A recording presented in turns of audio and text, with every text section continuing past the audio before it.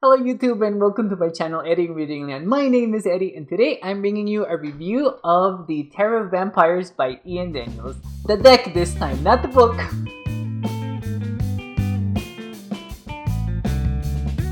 Okay. Let's see. Let's bring this down a little without you guys having to see that. And yes, so this will be the review for the deck. I already did a review for Phantasmagoria, which is the book that comes with Tarot of Vampyres. I will link it down below so that you guys can have easy access to it. But right now, we're gonna focus on the deck. And now let's go down again on the camera. And here we have the very gorgeous box that this tarot comes in, and here we have an image of the beautiful Empress. And I do have to say that the box is actually very sturdy in for Llewellyn. I think they're doing a better job with the boxes now, guys, which is amazing. Unfortunately, I do have to say that they still could use a bit of help with the cardstock. I don't really mind that the cardstock it's like this. I would love it for it to be linen. I think that the linen cardstock should be the standard for tarots now. I don't mind paying a little bit more for the linen cardstock, and I say linen cardstock because it just feels really good in your hands, and also it allows for people who love to riffle shuffle their decks. I don't do that anymore because I wanted my decks to last me for a very long time without deteriorating much. But yeah, and actually the deck doesn't come with this beautiful bloody red edging. I did this to the deck. I actually used a Sharpie that my husband had, and it is 2 coats of that very vibrant red, and I love the edging for this. It took me, oh my god, I think it took me about 3 days to be able to complete it, because I had to keep waiting for it to be completely dry so that I can put out the other layer. Ugh. But as in any case, these are the beautiful cards, and let's talk about the art. The art is actually quite beautiful. I have to say, if anything, it's too beautiful. It is a fantastical. It has its own aesthetic. It is very colorful, even though it's a very dark deck. But the art is also not very diverse, as you're going to see. All of the people on the tarot are actually incredibly beautiful people, and even the monsters have like ripped muscles. You will see them later. But these people are all white. All of them are white. They have very pale skin, like a vampire. Okay, usually did, but I feel like this would have been a really good opportunity for Ian to give us a more diverse set of people. And the other thing that struck me as very unusual is that why are these vampires also seem all to be straight? There is not one single queer vampire here, if with the exception of the 3 of Cups, but it's still, I hope we get to see the 3 of Cups so that I can show you what I mean. But it's still not very it's still not diverse at all. Even though the art is beautiful. The other thing that this struck me on this deck is that we basically just see the same body type for women, and we also basically see the same body type for men. I think that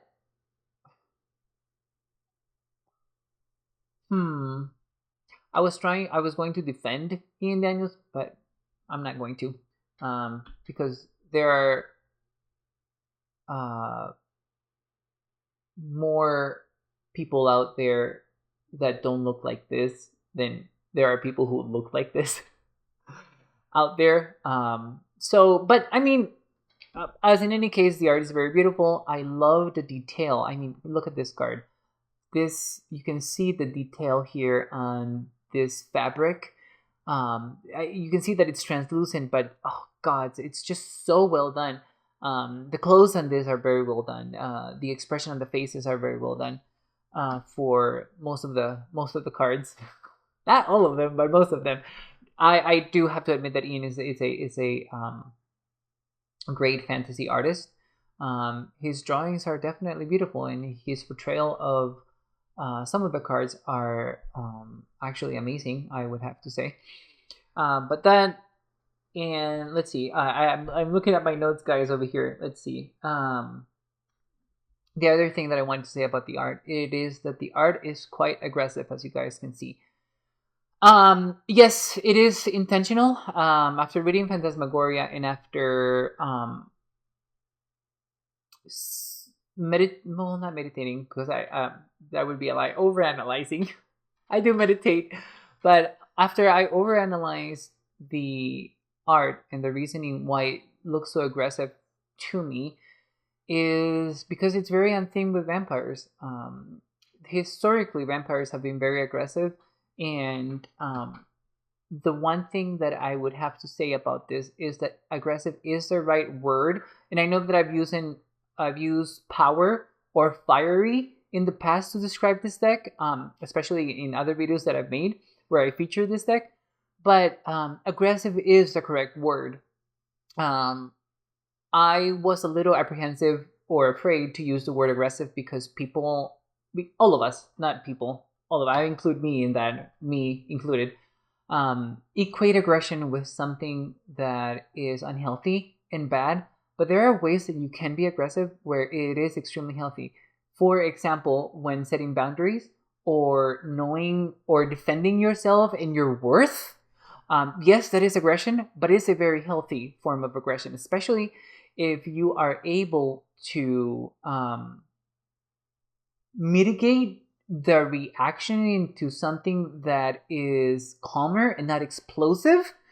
Doesn't mean that it's not still aggressive. I mean, you're still doing something very active. And this deck is exactly that, and that is exactly how this deck reads for me. When I was using this deck for daily draws, the deck was very upfront, very aggressive in its message, but I didn't feel like I was being pushed into a wall. I felt like I was being actually developed, that I was being illuminated by the deck. It's probably because it is a very fiery deck.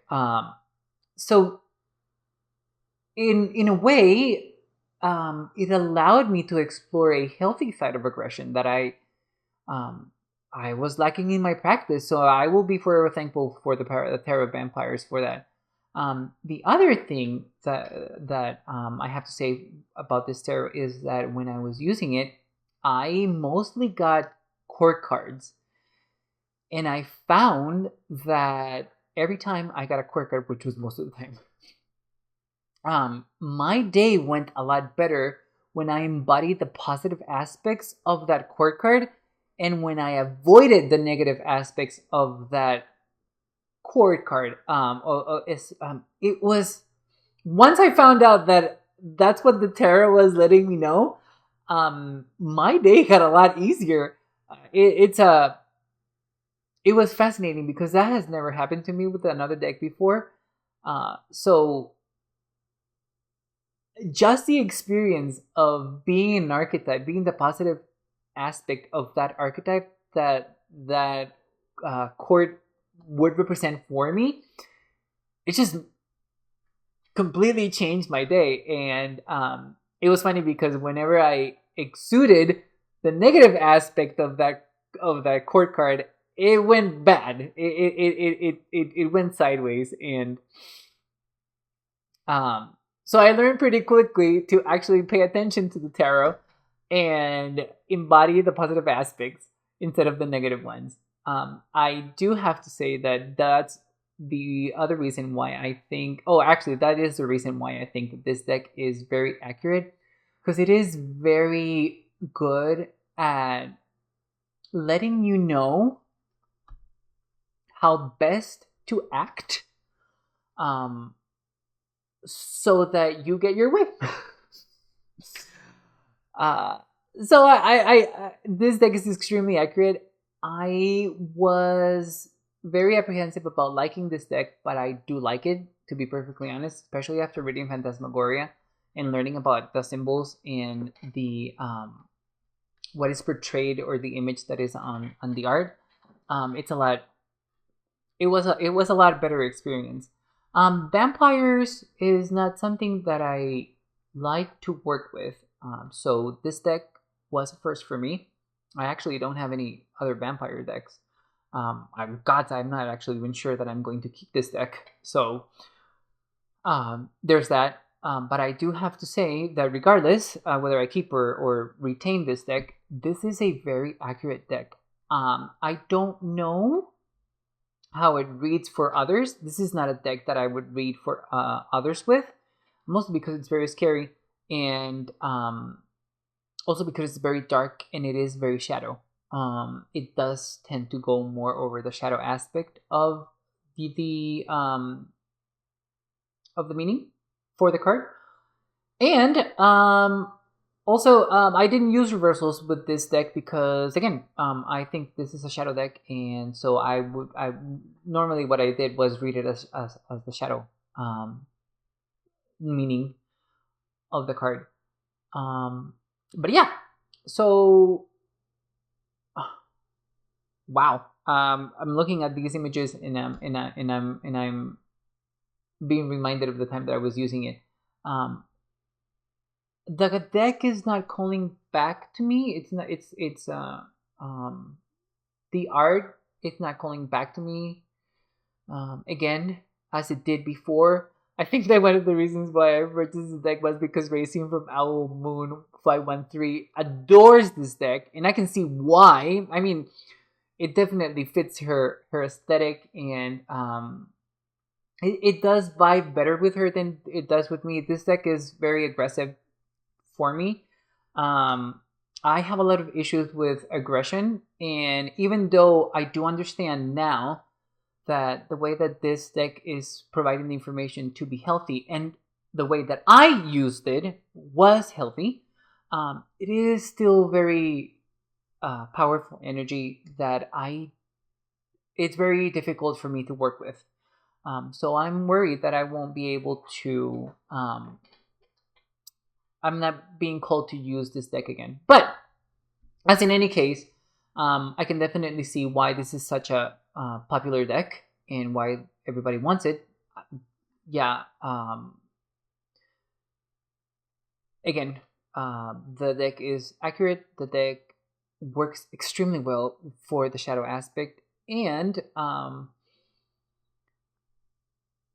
the aesthetic of the art is actually really beautiful, even though it's not very diverse, and even though everybody's like super hot and white. But yeah, I do want to talk about some cards, and also let you know that we have daughter instead of page, we have prince instead of knight, we have queen, and we have lord of knives instead of king. Now this is more like the Tarot court cards. So I'm not really sure. And he does go over why he chose daughter and why he chose lord for the king and the daughter. For the king and the page. I'm sorry, guys. For the king and the page. But I wanted to show you these because these are actually pretty cool. All of the lords look like the four horsemen of the apocalypse, and all of the queens and the daughters are sitting down, and all of the princes are standing up like this. He does not go over the reasons why, though, that I remember. But I thought that was fascinating. But as in any case, There you go. There's the setting of the card cards, and I'm going to talk about some cards. Okay, here we have the Magician. Now, this Magician is a little bit too, again, aggressive for me. It's if any of the cards was going to be, if any of the cards were going to be aggressive, I think that the Magician would have been the one to be, because it's such an active card that it favors a little bit of active and powerful energy. But in what I'm seeing in this Magician, it actually comes up a little bit violent, even though there is no violence in the image. For me, this Magician is it's more violent than it is aggressive, and I like the Magician, even in shadow aspect, for it to be portrayed as calm or assured of himself, and I don't see that in this Magician. So that's, I just wanted to point that out for this card. And then here we have one of a really great representation of the Strength card, which is actually, it's mostly related more to lust than it is strength. But I love this. This is a great representation of strength. This is probably my favorite card in the deck, which is one of the reasons why I actually bought the deck, because of this strength card. And she feels so open. She feels so vulnerable, but also so, what is the word that I'm looking for? Very strong. Even though she is open and vulnerable, you know that you cannot mess with her, because, I mean, she tamed this panther, so we know that she's not a wilting flower. This is a full-fledged rose bloom with the vines, with the thorns and everything. It's an amazing representation of the Strength card. I really like this. We can see the Grail over here, which also harkens back to the Lust card from the Tarot. Love that hair. I mean, look at that hair. She is so fabulous. I love her. Yeah, excellent representation of the Strength card. Love this. And excellent representation of the Moon card. This Reaper sort of ghost vampire being that we see here under the moonlight. It's on the cemetery. Yeah, there's something about this Moon card that I really, really love. It's very it's more active, and we usually see a very passive Moon card, and I really, really enjoy this. Very much enjoy this. I love the hair, of white hair. It's amazing. God, it's just, she looks very fierce. This is a very fierce Moon, and I'm not used to that, and I love seeing that for the Moon. Very nice, excellent representation of the Moon card. Also, excellent representation of the Four of Scepters or the Four of Wands. This, to me, is a celebration of yourself. This person is celebrating themselves and their body and their knowledge, their magic, their ritual. It's so good. I really, really enjoy this. This is a very nice way. No, not nice. This is a very excellent way of representing the Four of Scepters and and representing that celebration of yourself. Because one of the ways that you can celebrate yourself and that you can bring tribute to yourself is by doing a ritual. And this totally makes sense to me. Totally makes sense to me. Really love this depiction of the Four of Scepters. One of the things that I would have to say is that I would love her to be more dancing instead of in this meditative pose. But again, excellent out of the box thinking for the Four of Scepters. Very much enjoy this card. Here we have the Ten of Scepters, and the reason why I like this card is because this person, even though we see that they're in a thorny vine, and you know that's a burden in itself. They are pushing through. They have this fiery spear with them, and they are going to take care of those obstacles. And that we can see that she's not carrying any weight. We can see that she's able to manage getting rid of that weight, getting rid of those obstacles. And I really enjoy that for the Ten of Scepters, or the Ten of Wands. I like the depiction of the Ten of Wands when we see somebody who is not allowing themselves to struggle, even though there is a struggle. That is one of my favorite depictions of the Ten of Wands, and this is an excellent depiction. I really much like that. I love, again, the fiery aspect of the card, and I mean the red hair and the gods and that dynamic pose. Ian Daniels did such a fantastic job with posing his characters. It's amazing. I really like this. Oh, here we have the Three of Grails. I think that I made a point to take this card out because I wanted to talk about it. This is the only instance where I'm seeing a queer or out of the norm relationship on the Tarot of Vampyres. But I do have to say that I don't feel like these people are a throuple. I feel like he has two girlfriends. I don't feel like they're all of them in a relationship. I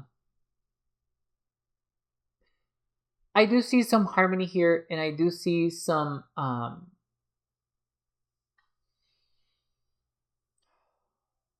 celebration, but he's basically being celebrated. Not all of them are getting celebrated, and I don't very much like that.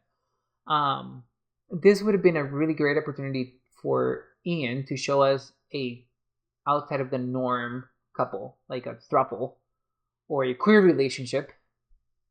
And I thought it was I mean the image is stunning, don't get me wrong, guys. This is beautiful art. But I feel like it's a missed opportunity. Especially because we have two women and a man here. I don't know. Okay, here we have the Three of Knives. And the reason why I like this Three of Knives and I wanted to show you guys is because even though I don't like the sadness, sorrow, breakup, heartbreak depiction in the Three of Knives, this is a very different depiction for the Three of Knives. I'm not seeing that heart that's being stabbed by three swords. I'm seeing that there's loss and grief here, and it was portrayed differently. I mean, we have a bloody white rose, and I still see the meaning, the Deccan meaning of the Three of Swords. So I really like that. That's amazing. I love that. I love the snowy scene as well. I think it's very appropriate for this sort of the sort of feeling that the Three of Swords usually has for people. Here we have the Nine of Knives. Now, I like this Nine of Swords because even though she's not asleep, it feels like